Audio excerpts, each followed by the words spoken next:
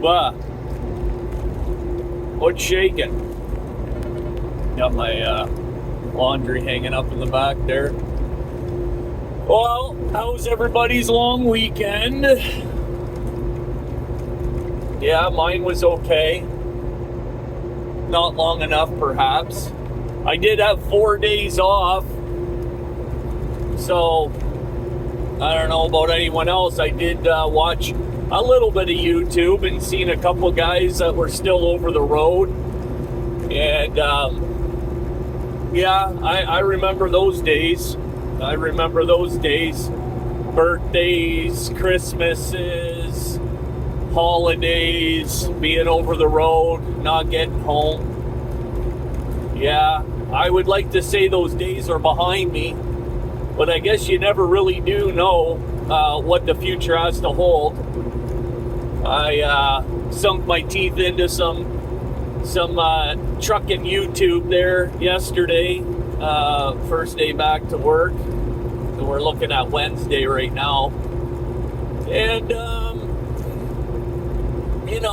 I'm hesitant. I was a little hesitant to talk about, my reaction to this one trucking channel in particular, because it's, I do. My heart goes out to the guy. I mean, he is completely dejected.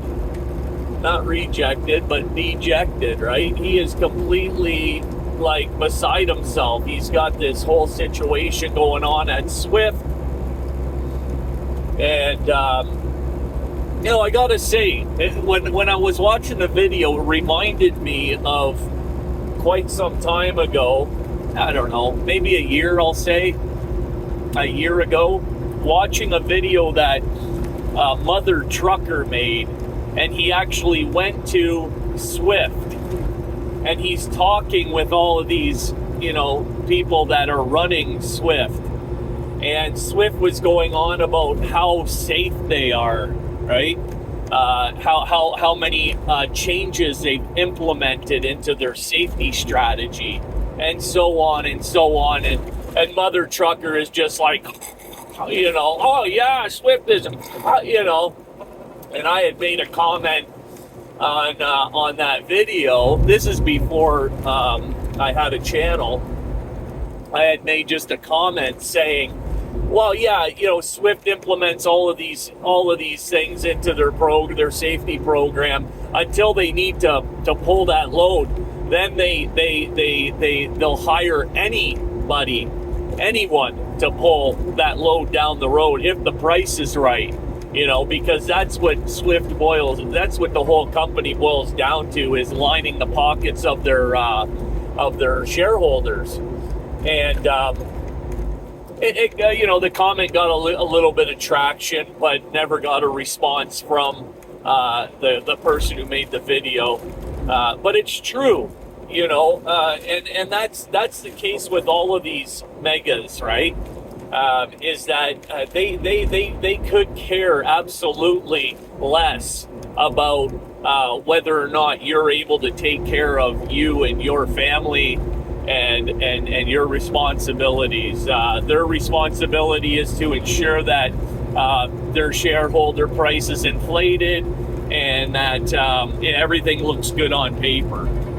And so, and I guess, when you look at business as a whole, that is the objective. I think the thing, the common denominator within trucking, though, is that without drivers, you have no trucking business. Hello, right?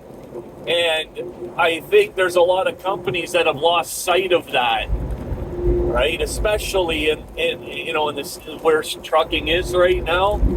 A lot of big companies, the bigger the company, the more they seem to have lost sight in the fact that, there isn't a monkey or a robot driving these trucks yet. And until that time happens, whether it does or not, everybody seems to think that truck driving is going to be a thing of the past. Truck drivers are going to be a thing of the past. But until that happens, you need to ensure that your drivers are maintaining a certain quality of life. And this truck driver that, you know, has a pretty substantial channel, I'm sure you guys all know who I'm talking about by now. You know, my heart goes out to the guy. He is he's in a pickle. And of course, I had made a quick video responding to another channel, and I used his comments about Swift, saying how he was happy and that he was going to get into training and he was going to start making even better money, and he was happy with the, you know, with what was going on at Swift and everything else. And I mean, he has since come out and said, I've taken that video down. I do not recommend the lease purchase program.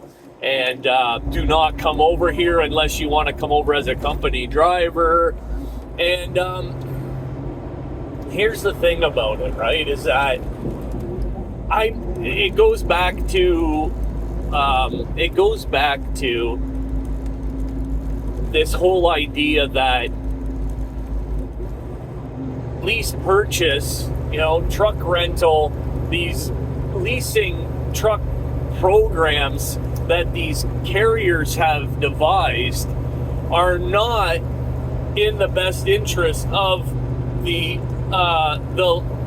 person leasing the truck. And, you know, he came out and said, well, you know, Swift should just do away with the lease program. That's what he said, right? Swift should should just do away because it ain't worth a pinch of coon shit. And I'm saying to myself, are you kidding? This is exactly what they want. This is perfect. This is going perfectly according to plan as far as the corporation Swift, the company, is concerned. We got you in. You came on. You jumped in the truck. You're probably the who knows, the 20th, maybe 10. I don't know how many miles were on your truck. Depending on how many miles were on the truck, you know, you've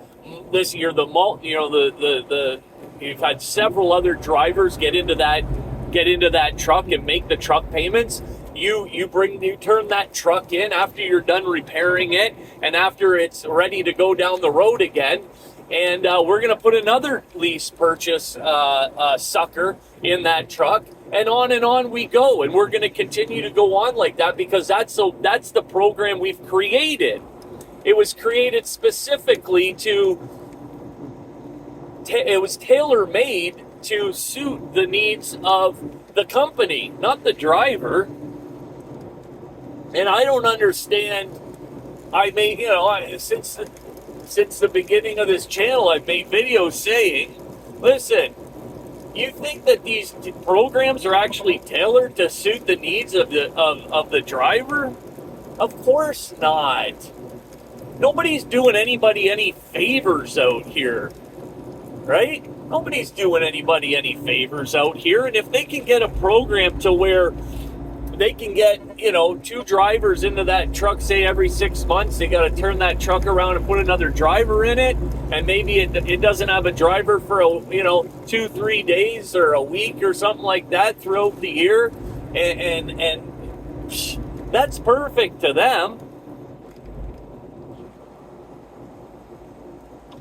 Yeah, I think like anyone who's foolish enough to continue going down that road, so, you know, and they've only just like tightened the noose. They've tightened the noose around these people's necks, right? There used to be a little meat on the bone, and they basically scavenged it all to the point where there's nothing left. There isn't. And I don't have to be a lease operator to understand what's going on. I don't have to go down and walk in your shoes to see the how silly it is to get involved in these programs. I don't. Driver's Lounge. What do you know? Oh, you've never even done a program. You're just a company driver. Well, okay. I like, again, right? I don't need to walk a mile in your shoes to understand that it's a lose-lose situation. Lose-lose. There's no upside to it. And my ego might tell me otherwise at times. Wow, if I was in control, if I had a little bit more control over where I ran and what I did, maybe I can make more money, right? If I was in control. Well, let me tell you, the control part, the amount of control that's a figment of your imagination. It's like them telling you, well, you want to be your own boss, don't you? You want to be in control of your own destiny, don't you? And you're like, yeah, that sounds great, boss. Yeah, I really do. Yeah, I'm a smart guy. Like, yeah, well, hey, I mean, you want to get into trucking, you want to be in you want to be an owner operator. That's what you want to. That's the goal in trucking, is to be an owner operator. Well, I'll tell you what. There's a big difference between being an owner operator and being a fucking truck renter, where you're led to believe that they've got your best interests and they're going to help you succeed. That ain't happening. It's not. As a matter of fact, from what I can tell, as far as I can tell, they go out of their way to ensure that you're not successful. Right? We hear it all the time. Capped miles, right? Capped revenue. I mean, every little, down to every little detail where they are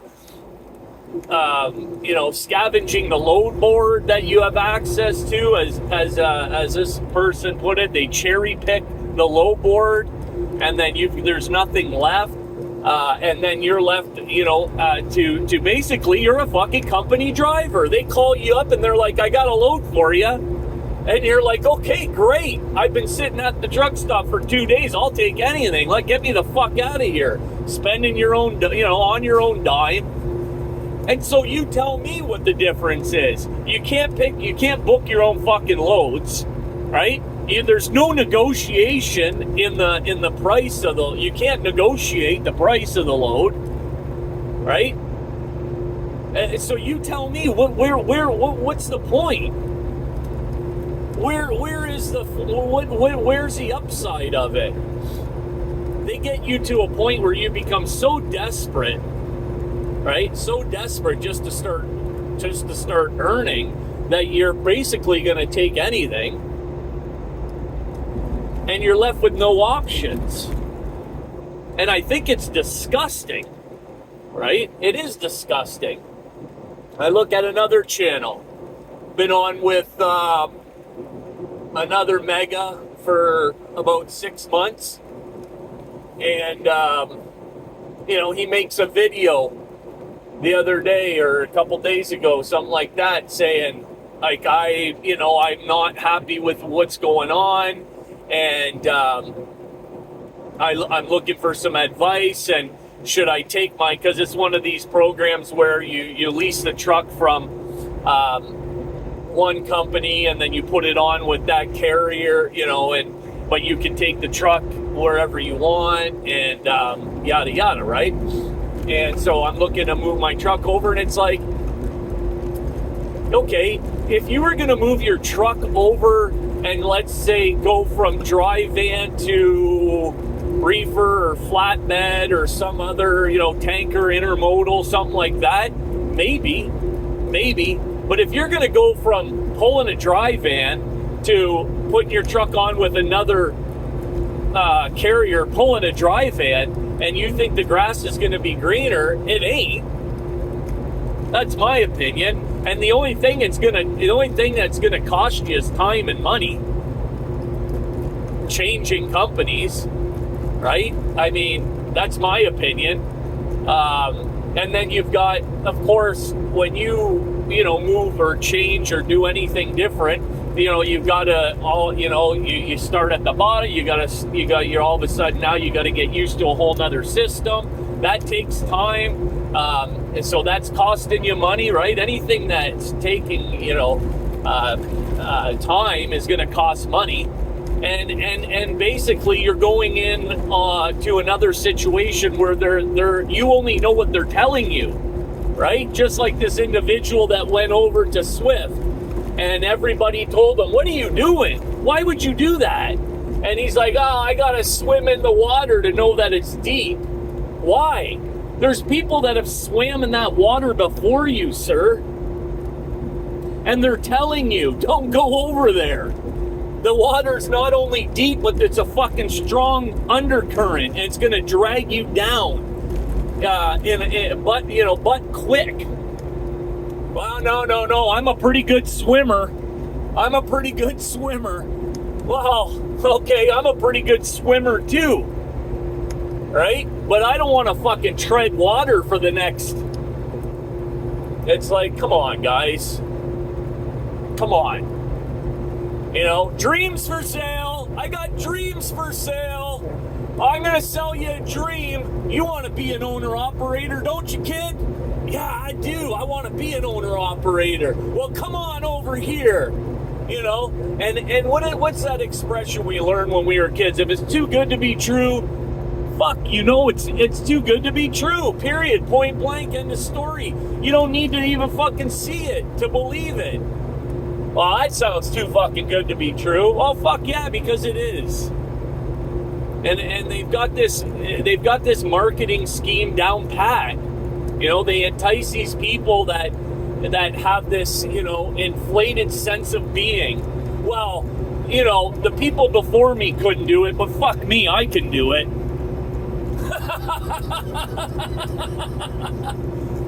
Come on, man.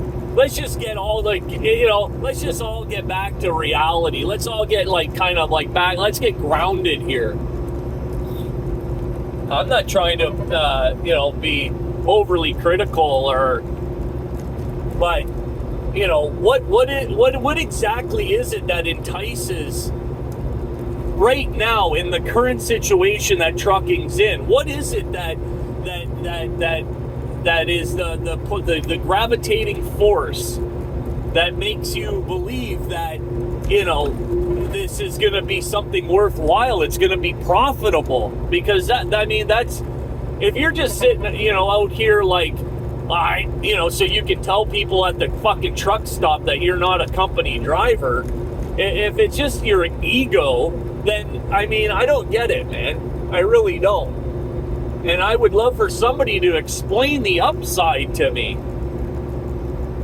in the comment section, or make a video and tell me, Driver's Lounge, this is the upside of a lease purchase program. This is the upside of it.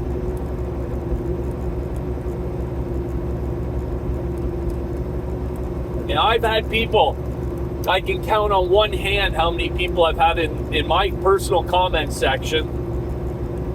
Maybe not even on one hand, like this many people in my comment section tell me, I finished a program and I'm on my way to, and I own my own truck, and I'm on my way to,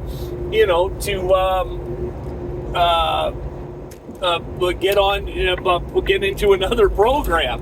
And I asked them, my question, which I never got an answer to on the one, was, well, how long did it take you to finish that program, and how many miles are on that truck, and what's that truck worth right now, right? And the other factor is somebody others said that they had the opportunity to do that, and they completed it, and I asked them when they did it. It was during COVID, and it was like, well, you're not comparing apples to apples here, are you? You're not, right?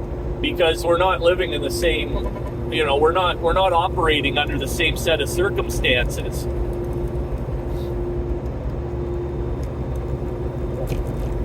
I truly believe that 95% of the people that sign up to these programs don't finish them. 95%. And it could be higher. But according to what I see out on the internet, and the channels, because there's thousands of trucking channels now, they're not. You're getting involved in these programs. You're signing your name on the dotted line, and then you're looking for a way out 6 months later. Holy fuck! Another shitty set of circumstances I found myself in. And I, most times you're talking about a guy that went from Prime to Swift, and I mean, obviously you went from bad to worse. Way worse, right? Way worse. So, but truly, I hope that this individual can just kind of, work this situation out, get back on his feet. Hard to see somebody so exhausted and mentally exhausted and just kind of just beat up, really, just beat up. So I know the stresses of, I know what financial stress can do, right? I think we all do. And so anyways, I think we'll leave it at that for today. We'll catch you on the next video. Driver's Lounge over and out.